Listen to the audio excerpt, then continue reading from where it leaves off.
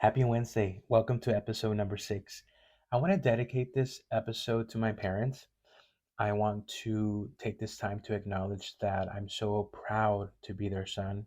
They are very hardworking. They have done so much for not only me, but for my sisters. So I appreciate everything that they've done. I now understand that they raised us with the tools that they had and with the knowledge that they had. And whenever maybe I was a teenager, I at some point would judge and had resentment towards them because it just didn't make sense. It didn't make sense at that moment. But now that I'm an adult, I appreciate everything that they've done for us. And I can see clearly, and I have a lot of peace within me because sometimes when we're children, we don't really see everything that they do for us, and we expect them to love us in a certain way when we don't understand sometimes that they have a different way of showing love. Whenever you're first generation, like in my case, Mexican American, it's a little bit more difficult to understand all this because you grow up in a different country, you're from a different country, and of course there's a language barrier. There's a lot of tradition and customs that they bring with them. But you growing up in the States, you're exposed to different races, different traditions, different religions. So you begin to question early on everything around you. And a lot of the times you questioning things really doesn't go hand to hand with what your parents are trying to teach you. So there's a lot of conflict throughout those years. Not only that, but me being the oldest one out of the my sisters, there was a lot of responsibility placed on me. Something simple as being 8, 9 years old, having to translate whenever we would go to the store and to the doctor, and not necessarily with my parents, but mostly with my grandparents. You automatically have that responsibility early on. Whenever we would get correspondence, and let's say my mom and dad didn't really understand what was said on the document, then you have to translate that to them. But then these are documents that you yourself at a young age don't know what it says. So then now it goes into this dynamic where you're like, well, I really don't understand what this says. And then it's like, well, aren't you going to school? What do you mean you don't know? And I know that a lot of you can relate to that. And then growing up, you know, if they didn't go to school in the States, they have no idea what homecoming is, what a prom is, what a um, different award ceremonies that we have here in the States. They really don't know. So whenever I was growing up, they had to learn with me first. So maybe my younger sisters did have a little bit more of support, but when it came down to me, I really didn't feel it. I felt that the intention was there. I know that they wanted to be part of, but they didn't know how to. I didn't know how to explain it at that time. So it was definitely complicated. Whenever you're in high school and you begin to, um, and you feel like you're not being understood, and you try to explain, you realize that it's practically impossible at times because they don't understand your point of view. You don't understand why they are not, I guess, grasping what you're trying to say. And then you kind of, as you start getting older into adulthood, and you start saying, like, well, they really don't have that relationship with their parents. So what makes me think that they're going to be automatically good at having a open like communication with me as their son? So whenever I was in my like whenever I was like 18 or 19, I decided that I didn't want that for me. Like I really wanted to work on myself to the point wherever I could sit and speak to them and for them to hear what I was trying to say. Whenever I was 19, I promise you, like if I had to talk to my dad or mom about anything and it was something that was against what they were thinking, the conversation wouldn't go nowhere. Like they would literally stop me and kind of like be like dismiss whatever I was trying to say, and I would just begin to cry and walk away. And I felt that that was what how things should be because I kind of saw that with my dad and his parents, and I kind of saw that with my mom and her parents as well. So then I told myself, no, that's not what I want. That I don't want to repeat this cycle. I don't want for me to be 30, 40, 50 and not being able to have a conversation with my parents. So then I began to work on that. And it was a lot of tears, a lot of misunderstandings, a lot of uncomfortable conversations. But now I can tell you guys, like, if I have something to talk about to my mom or dad, I can sit in front of them and talk to them about anything. And I'm not telling you that we agree on everything because we really don't. But at least I can sit and talk to them. And if I have, whenever I have to say I love you and give them a hug, I can do that. And I feel that I've accomplished so much simply by being able to do all that. For, like I said, for a long time, I felt like I wasn't loved. I felt like I would be like, how can my dad, and mostly my dad, I can, like, how can my dad call me and say all those things to me that are hurtful, but it's practically impossible for him to say, I love you? Like, I didn't understand that. Like, that didn't make sense. Like, how is that possible? But then you go back and you're like, well, he didn't hear that. He didn't grow up listening to any of that.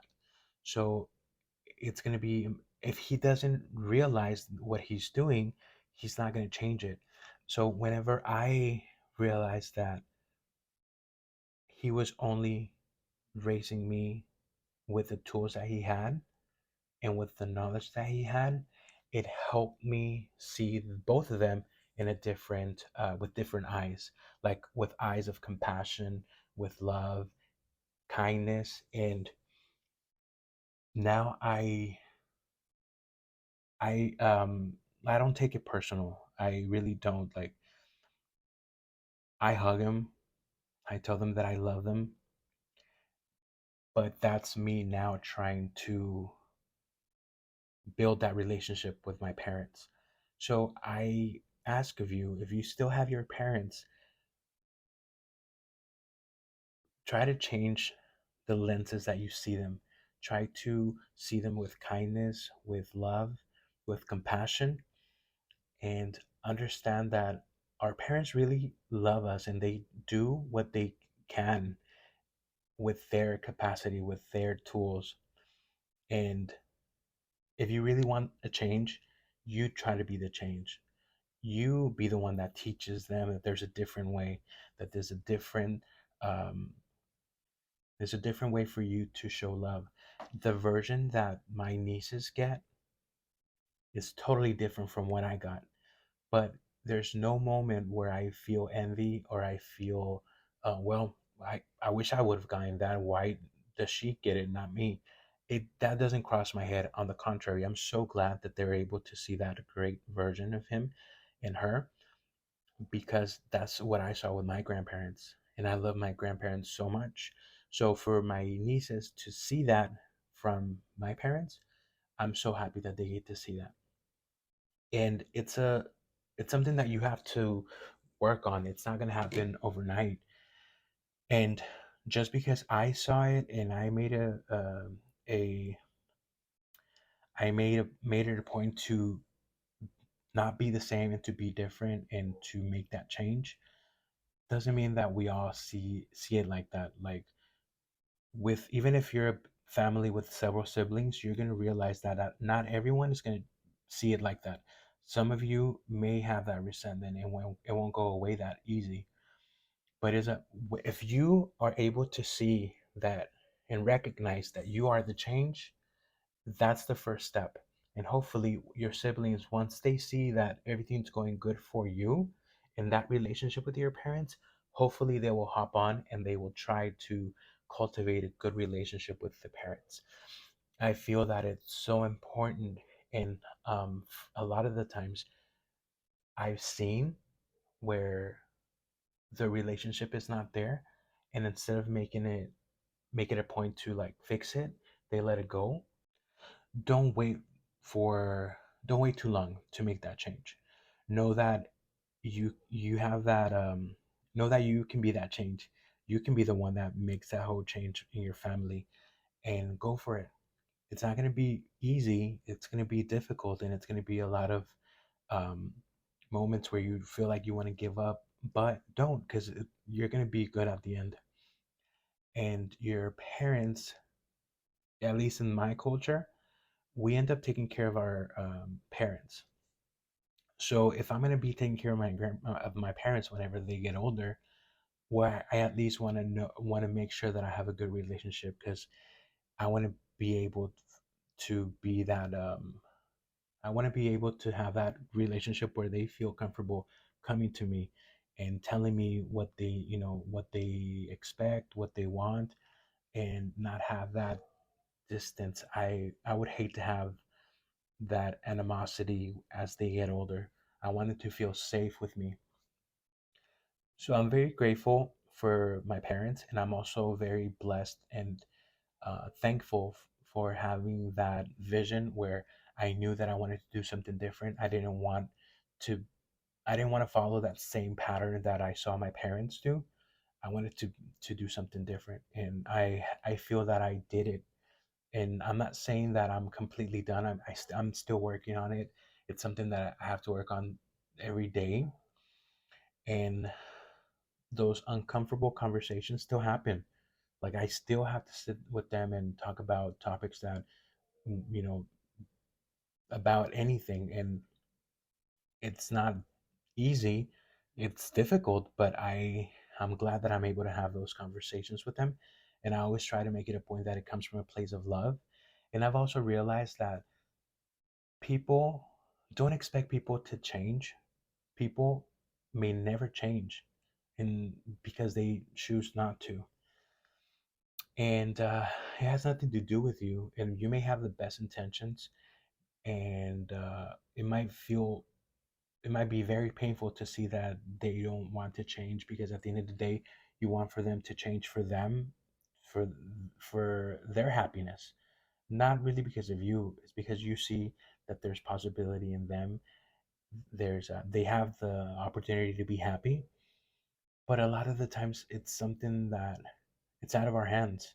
So treat your parents with compassion, kindness, love them as much as you can, hug them, and realize that you are the change.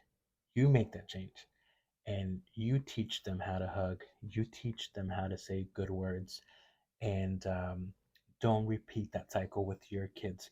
Don't repeat that cycle with your nieces and nephew. Like I said, whenever it comes down to nieces and nephews, we're the closest thing to a parent. So be good to them, to establish a good relationship with them. I thank you so much for this time.